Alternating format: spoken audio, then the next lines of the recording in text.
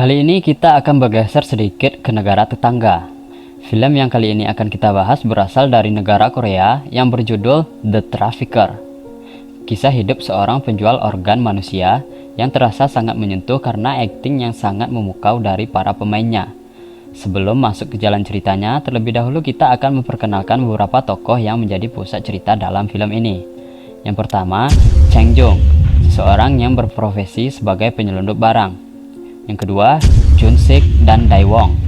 Mereka berdua adalah anak buah Chang Jun yang membantunya menjalankan bisnis. Yang ketiga, Kyung Jae atau Pak Tua adalah teman Chang Jung yang merupakan seorang ahli bedah. Yang keempat, Yori dan ayahnya Chul So, wanita yang ditaksir oleh Chang Jung walaupun belum kesampaian. Yang kelima, Chae Hye dan kekasihnya Sang Ho. Yang keenam, Dong Bai, yaitu seorang partner kerja Chang Jung. Oke, langsung saja, inilah bedah jalan cerita film The Trafficker.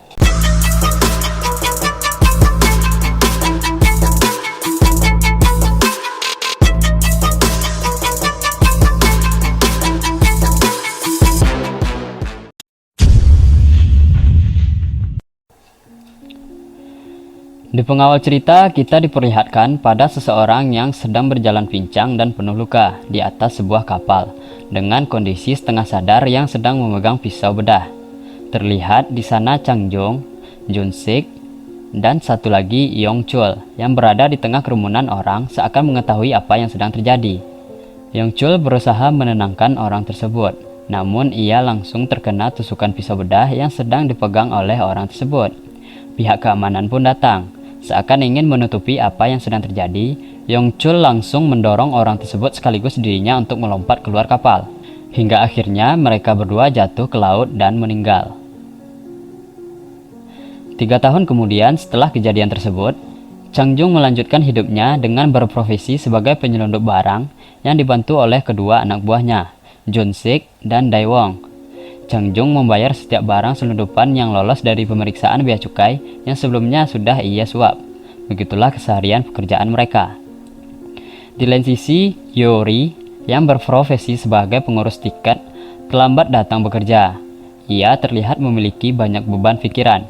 Saat sedang bekerja, ia menerima telepon dan langsung pergi begitu saja meninggalkan pekerjaannya. Ternyata, ia langsung pergi ke rumah sakit. Di sana dokter berkata bahwa transplantasi organ untuk ayahnya terpaksa dibatalkan. Ternyata ayah Yori sedang sakit keras dan harus menerima transplantasi organ. Ia harus mencari jalan bagaimana cara untuk menyembuhkan ayahnya. Dan Yori pun langsung menemui Dong Bai untuk membantunya mengatur operasi transplantasi bagi ayahnya. Akhirnya mereka sepakat dan operasi tersebut akan dilakukan di negara Cina. Di hari lain, Chang Jung bertemu dengan Dong Bai yang mengajaknya untuk melakukan pekerjaan lama mereka. Namun di sana Chang Jung menolak tawaran tersebut. Dan Dong Bai pun meminta agar hutang Chang Jung kepadanya harus dilunasi karena kekacauan pada saat pekerjaan mereka dahulu. Namun Chang Jung masih bersikeras menolak dan berjanji akan membayarnya. Dong Bai yang licik langsung menelepon polisi dan mengatakan untuk menggeledah truk Chang Jung yang sedang membawa barang-barang selundupan. Otomatis, polisi langsung menyita barang-barang Chang Jung tersebut. Chang Jung yang sadar akan perbuatan Dong Bai langsung mencarinya dan memukulinya hingga babak belur. Di sana pun, Dong Bai masih bersikeras untuk mengajaknya bekerja sama melakukan pekerjaan masa lalu mereka, agar Chang Jung dapat melunasi hutangnya pada Dong Bai. Dan di sana dia juga mengatakan bahwa Yori, wanita yang ditaksir Chang Jung, sedang membutuhkan uang untuk biaya operasi ayahnya. Keesokan harinya, perkataan Dong Bai mulai terngiang di pikirannya. Akhirnya, Chang Jung memutuskan untuk menerima ajakan Dong Bai. Ia pun lalu menemui temannya yang bernama Kyung Jae atau biasa mereka memanggilnya Pak Tua, yang merupakan seorang ahli bedah dan mengajaknya untuk melakukan pekerjaan tersebut. Dan Kyung Jae pun setuju untuk melakukan pekerjaan bersama Chang Jung. Di lain tempat, Chang Ho dan istrinya memutuskan untuk pergi liburan dengan menaiki sebuah kapal, dan di sana ia sudah memesan kamar untuk berdua dengan istrinya. Akhirnya, pada hari yang sama, dengan kapal yang sama, mereka melakukan keperluan mereka masing-masing. Chang Jung, Jun-sik, Daewon, dan Kyung-jae melakukan pekerjaan masa lalu mereka di atas kapal tersebut. Yori pergi untuk melakukan operasi transplantasi ayahnya yang akan dilakukan di Cina, yang ternyata itu adalah pengobatan ilegal. Dan Sang-ho dengan kekasihnya, Chae-hye, pergi menaiki kapal tersebut untuk berlibur. Di dalam kapal, Yori bertemu dengan Chae-hye yang mereka memang belum saling mengenal. Mereka hanya berbincang-bincang layaknya orang yang baru berkenalan. Ketika berjalan menuju kamar, Yori bertemu dengan Changjung. Di sana, Changjung marah-marah kepada Yori karena Changjung menganggap Yori hanya mempermainkannya dan cintanya bertepuk sebelah tangan. Namun, Yori yang mengkhawatirkan ayahnya tidak menghiraukan Changjung dan akhirnya pergi meninggalkannya. Ketika sudah mulai larut malam, Changjung dan anak buahnya mulai melakukan pekerjaannya. Jun-sik mencuri kunci cadangan setiap kamar dan menyelinap masuk ke kamar targetnya, yang ternyata kamar tersebut adalah kamar Sang-ho dan istrinya. Chae-hye yang ditinggal sendirian oleh suaminya yang sedang membeli makanan, tiba-tiba dibius oleh Jun-sik dan langsung dibawa ke ruangan sauna. Ketika masuk ke dalam, Pak Tua telah menunggu mereka di sana. Dan mereka pun mulai bekerja. Pak Tua yang merupakan seorang ahli bedah mulai melakukan tugasnya. Sebagai laporan pekerjaan mereka, Changjung membuat sebuah video yang ketika ia lihat wajah Chae-hye, dengan seksama ternyata ia pernah melihat Chae-hye di rumah duka ketika Yong-chul meninggal. Namun mereka melanjutkan pekerjaan mereka. Pak Tua mulai membersihkan tubuh Chae-hye dengan alkohol. Di lain sisi, Sang-ho yang panik kehilangan istrinya langsung mencarinya dan melapor ke pihak keamanan. Di tengah pencarian, ia bertemu dengan Yori, yang sebelumnya sempat mengobrol dengan Chae-hye. Dan Yori pun ikut membantu Sang-ho mencari istrinya. Chae-hye yang sedang terbaring tiba-tiba tersadar dan langsung berusaha kabur dan berteriak. Namun Jun-sik memukulnya hingga pingsan. Sang-ho dan Yori yang kebetulan berada di dekat sana mendengar teriakan Chae-hye. Ketika sedang berlari mencari arah teriakan tersebut, Sang-ho menabrak Changjung. Changjung pun memanfaatkan masalahnya dengan Yori untuk menghambat mereka. Namun mereka langsung pergi meninggalkan Changjung. Seketika mereka langsung menuju tempat sauna dan mencoba masuk ke dalam. Chae-hye yang masih dalam keadaan sadar berusaha untuk berteriak, namun mulutnya tersumbat sebuah kain. Changjung mengikuti mereka dan menyarankan untuk mencarinya di tempat lain. Namun, Sang-ho memaksa masuk. Dan ketika ia membuka pintu, ia dikagetkan oleh Jun-sik yang sedang berdiri tanpa busana di depannya. Dan ia pun memaksa masuk. Sekilas terlihat tidak ada siapa-siapa, namun ia tidak memeriksa semua bagian ruangan. Setelah melihat sejenak, ia pun keluar dan langsung pergi. Dan Yori pun mengikutinya. Mereka pun melanjutkan pencarian. Ketika tiba-tiba Yori mendengar berita bahwa ada keributan di kamarnya. Sesampainya di sana, ternyata ayah Yori sedang membuat keributan karena Yori yang belum juga kembali. Chae-hye yang masih sadar dicekik oleh Pak Tua hingga tak sadarkan diri dan mulai memasang infus untuk mengambil darahnya. Setelah itu, Pak Tua mulai menyayat dada Chae-hye dan melakukan pekerjaannya hingga semuanya selesai. Jung-sik yang ketakutan akan terjadinya masalah langsung mencari Sang-ho dan memukul kepalanya hingga tak sadarkan diri. Setelah pekerjaan mereka selesai, mereka langsung membuang semua barang bukti ke laut dan Changjung menyuruh kurir untuk membawa organ yang telah mereka dapatkan keluar kapal.